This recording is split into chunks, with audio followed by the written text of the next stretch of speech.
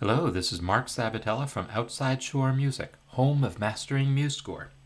In this week's tip, I want to show you how to put measure numbers below the bottom staff of your systems.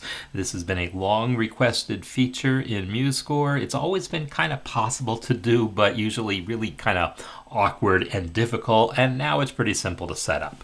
So I've got a score here that has the default settings, which are to put measure numbers above the system and only at the beginning of the system. And I want them below the system, centered underneath every measure. That's kind of the standard that I'm going for here. It's something you see often in large ensemble scores, especially big band and movie scores.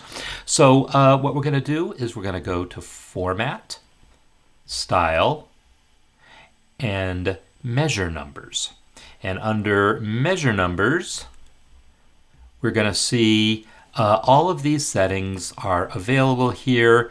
I can pick, first of all, instead of only showing at the start of the system, I will say I want it every measure. So every one measures gets that happening. And then I want it aligned not to the bar line, but to the center of the measure. So I don't want it aligned on the bar line, I want it aligned to the measure, and I want it centered on the measure. So you see now that I have my number, it's centered. Then instead of above system, I will say below system. And there we go.